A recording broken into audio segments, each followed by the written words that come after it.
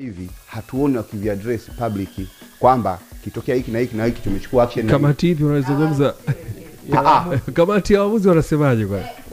Ngoja kwanza tuwasikilize. Wanaweza kama wameona hili. Umewasikia kamati ya waamuzi? Ngoja tuwasikilize. Msikie. Msikie mwenyekiti Nasoro. Mwenyekiti kwa wapi mwenyekiti? Mwenyekiti. Mwenyekiti katoa neno. Mwenyekiti bwana kakimbia. Kwa mwisho huko. Huyu hapa Nasoro Mduni hapa. Mwenyekiti wa kamati ya waamuzi. Anayaona tunayoyaona?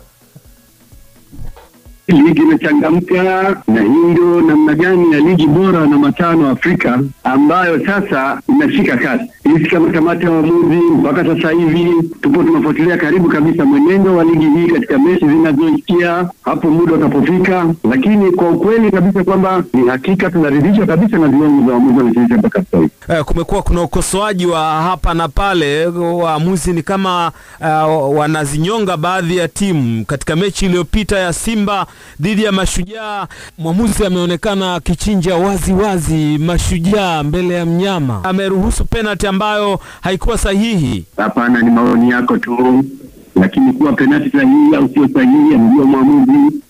Sisi kama kamati ya waamuzi tunasubiri ripoti kutoka kamati ya uendeshaji na mechi kamishna atapoleta taarifa yako ndio itatuonyesha wazi. Kwa hatuwezi kuisemea penalty sahihi au sio sahihi, lakini mimi naamini kabisa na naheshimu maamuzi. Lakini sio hilo tu. Makosa yanapotokea msione upande mmoja wa waamuzi. Jaribuni kuangalia makosa upande wa wachezaji. Mnaona jinsi Mashujaa walivyokuwa wakipoteza muda, wanafanya vitendo ambavyo sivyo, mbona vikemewi. Lakini sio mechi Mashujaa tu, na hii ni mwendelezo wa vilabu ambavyo kweli vikishakuwa kama kuna ahadi ya jambo fulani, basi unaona wanawachezea watu wenzao vibaya, wanapoteza muda, lakini havikemewi. Sasa anakuja kuonekana mwamuzi anayechukua sheria na kusimamia sheria ndio mtu mbaya. Lakini kwa yote tunahakikisha kabisa waamuzi wote wanaendelea kusimamia sheria 17 za mchezo.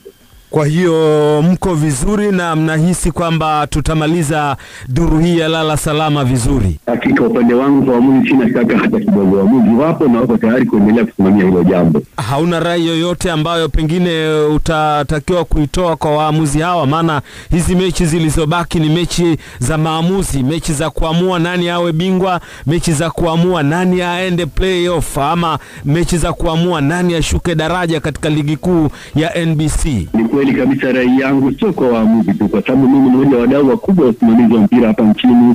Nataka kutoa rai kwa wadau wote wa soka, kiwemo wadau wa habari, wadau wa waamuzi, wadau wa wachezaji, viongozi wetu na mashabiki na wapenzi wetu wote, kwamba sasa hivi jamani, tumefanya kazi kubwa kabisa kwa pamoja kwa hiyo ligi yetu inazidi kuwa bora zaidi. Tusiharibu kwa mikono yetu. Mnaona jinsi gani vilabu vya Tanzania vinafanya vizuri, mnaona gani waamuzi wa Tanzania sasa wanaweza kuonekana kwa ramani ya mchezo duniani, mnaona jinsi ligi ya taifa ya Tanzania inavyokwenda. Lakini ni mapenzi na masimamizi mazuri ya Rais Karia na kamati yake ya TFF na bodi ya ligi. Kwa mimi natoa rai kwa waamuzi naanzia wahakikishe kwamba wanasimamia sheria zote 17 bila kupoteza, na yule mwenye haki ya kufanywa jambo fulani afanyiwe moja kwa moja, na hata kama mtu anapoteza dakika za nyongeza fidieni muda unaotakiwa. Lakini narudi kwa wachezaji, karibu sana wachezaji. Kwanza hakikisheni kwamba nyinyi ni unaodhamini maisha ya mwenzio. Unapomparamia mwenzio, unapomfanyia paulo, unafanya udanganyifu, pia Mwenyezi Mungu hapendi kwenye hilo. Tushirikiane pamoja. Pia kwa viongozi wenzangu, tafadhali waache kutoa ahadi ambazo zinazopelekea kwamba timu ziende kule ndani zikafanye ndivyo ili zifanikiwe. Mwamuzi anapochukua hatua mnaona kama vile mwamuzi ndio ni mbaya, lakini sisi tunasema mwamuzi, tafadhali simamieni sheria pamoja na ahadi zote zinazotolewa kwa timu. Msiumbike na hizo ahadi. Mchezaji anafanya kosa, mshughulikieni tu. Ndio rai yangu kwao. Basi sasa Nasoro Mduni, mwenyekiti wa kamati ya waamuzi, amezungumza hapo na bila shaka utakuwa umemuelewa. Mimi binafsi nimesikia kitu kipya. Muda mrefu sijaona akizungumza kitu kipya.